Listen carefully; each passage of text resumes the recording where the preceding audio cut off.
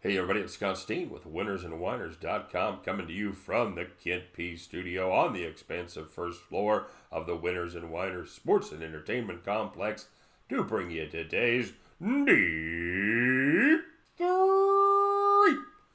As always, if you would be so kind as to give us the thumbs up, if you're digging what we're doing, if you're having a little fun, and give us the thumb. And if you haven't done so already, make sure you hit that subscribe button. Smash that subscribe button, as the kids say, and get yourself signed up as far as our channel goes. And, of course, click the notification so that way you'll get notified every time we put a new video out. And we couldn't do it without you guys, of course. So let us know what you're thinking. What are you playing today? You on a little baseball? What do you think of what I'd laid out there? Are you honest? Are you office? Tailing, fading? What do you think? Whatever it is, throw it up there in the comments section. And, of course, we'll grade your picks, too. I know you're taking a look at mine, and let me take a look at yours. And we'll put it together, that record. Whenever you get them right, we'll give you a shout-out. You get the most right, you're going to be capper of the day. Easy peasy, just like that. And, yeah, like we talked about a couple days ago, you capper the day 3 days in a row, you're going to get yourself a brand new T-shirt. So, what could be cooler than that? So make sure you put your plays in the comments section.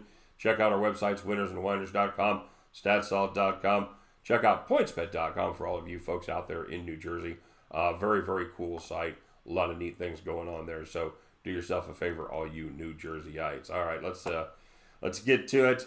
You know what? We got to it yesterday when we were blowing our trumpet, and we're going to get to it today now that we're blowing our sad trombone. We go 0-2 on the day. We canceled the Washington game once that Voth was not able to go because of his shoulder. I liked the game because of him. I liked the matchup with Kevin Gausman.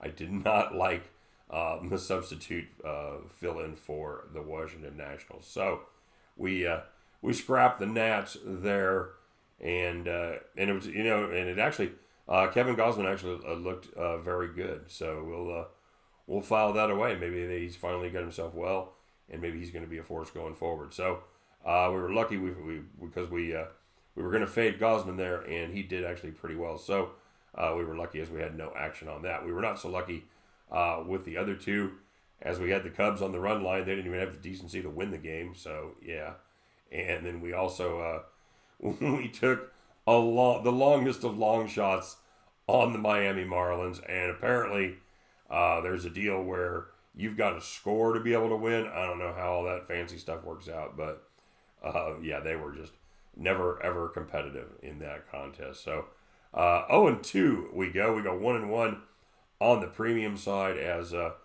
Cincinnati leaves a ton of opportunities out there, leave the bases loaded, blah blah blah. They let us down against St. Louis, lose 3-1. And we did have the Marlins team total under 2.5, and that's, when we talked on the video yesterday, when I said I thought that the Marlins to win, it was going to have to be like 2-0, 3-0.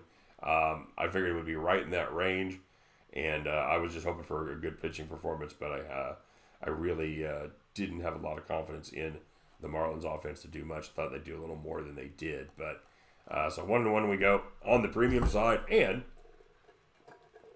off we go into the Wild Blue Yonder for today's picks. By the way, I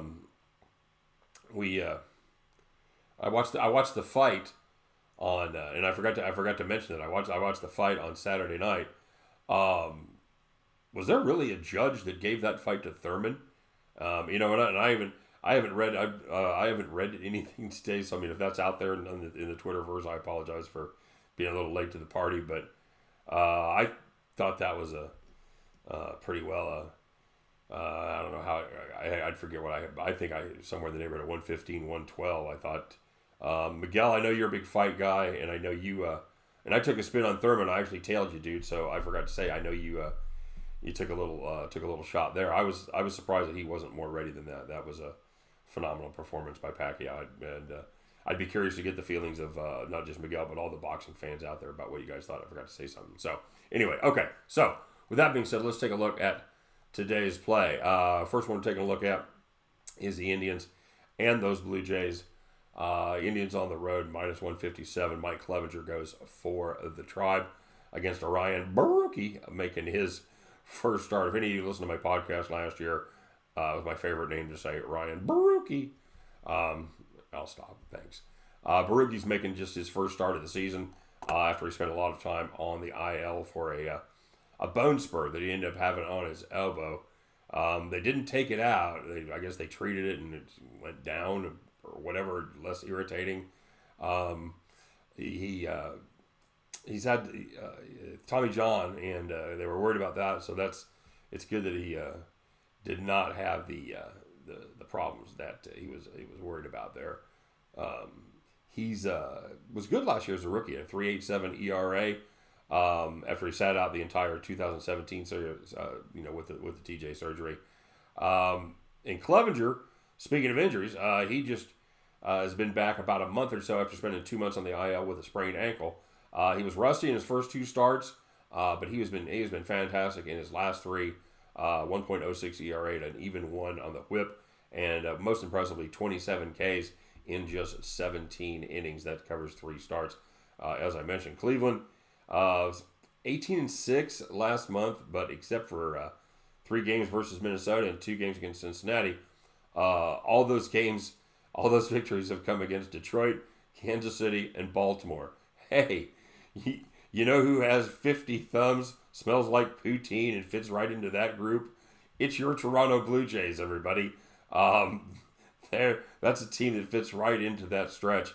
What a soft little stretch for the Indians to make their move, huh? So when you're looking at odds, if you're thinking about making any future plays on the Indians, keep in mind who they've been playing over this last stretch. All right, Toronto, they're just 5-9 over their last 14, including going just 3-3 against Detroit and Baltimore. See, told you they belong in that group. Let's do it. Let's light up the Indians here, minus 157, and taking a look. Speaking of the Marlins, we're going to look at the Marlins and the White Sox. Trevor Richards goes for the Fish against Ivan Nova for the White Sox.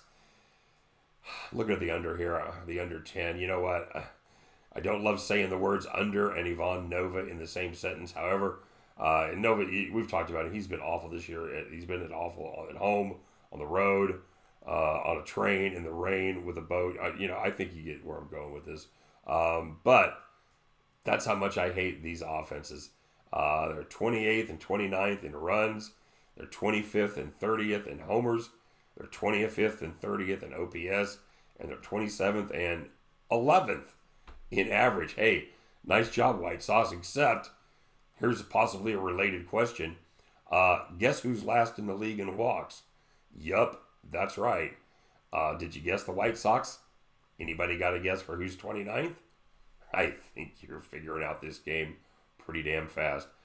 Richards has been pretty average this year, but he's been a little better on the road. In his 7 road starts, the under is 2-5. Ivan Nova, believe it or not, the under is 4-4 in his home starts. That's with a 7.14 ERA. The under is still just 4-4 in those starts.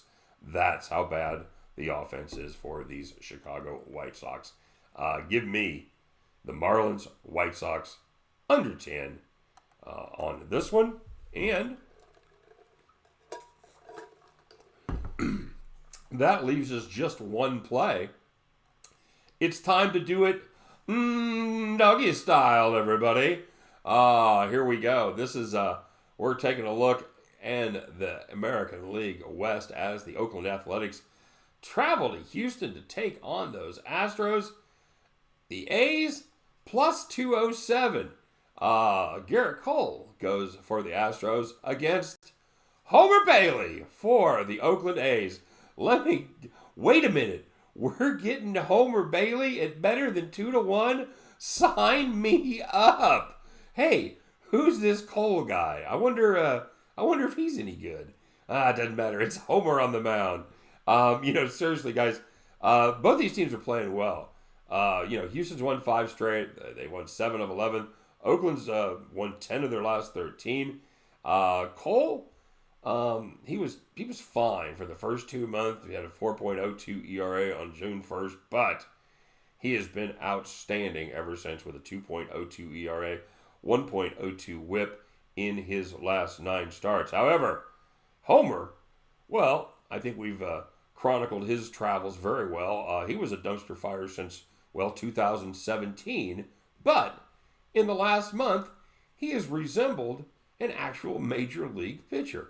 2.57 ERA in his 6 starts, and that's it's Homer magic, man. It's time to get on the Homer train. Houston, well, they've dominated the A's this season. They're 7-1 on the season. You know what that means? It means Oakland is due. That's right. By the way, if you follow me at all, you know that's a joke. You know that's not a thing. Nobody's ever due. But I just thought I'd throw it out there to see if you guys are paying attention. I like this. You know what? It's plus 207. We've just got to win it 1 out of 3 times for it to be a profitable play.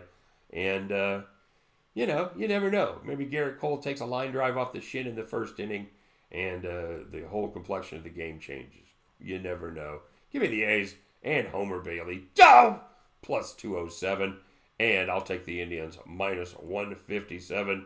And the Marlins and the White Sox under 10 up there in the Windy City. At the end of these 3 games, we will confidently grab our tickets and we will defiantly head back to the window.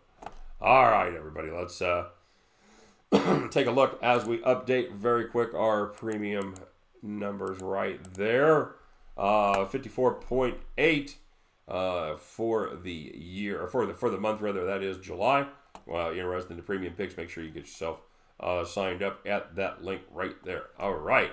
So let's take a look at the shout-outs and see how everybody did. Mike B hit the Tampa Bay Rays on the money line today. Scuffled a little bit on the other picks. Hey, Mike, and he said I missed him yesterday, and you're right. And because I remember, I read the comments first before I started transcribing everything. I remembered reading your comment and thinking, oh, cool, Mike's saying nice things again.